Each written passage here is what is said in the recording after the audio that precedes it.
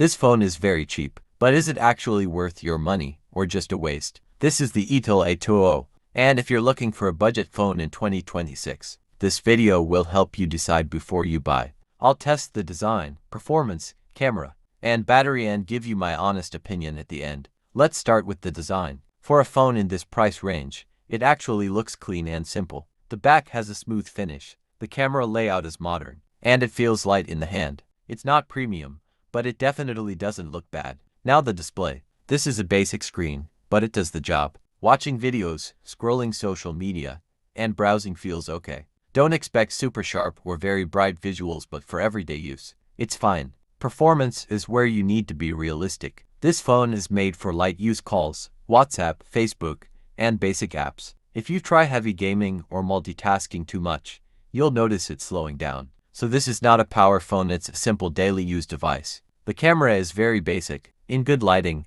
you can get decent pictures that are okay for social media. But in low light, the quality drops, so don't expect anything amazing. Battery life is actually one of the good parts. For normal use, you can get through a full day without stress. And for a budget phone, that's a big plus. So, is the itel A200 worth it? If you just need a phone for calls, messaging, and light use, then yes, it's a good option. But if you want speed, gaming, or high performance, this is not the phone for you. Let me know in the comments, would you buy this phone? And don't forget to like and subscribe for more honest tech reviews.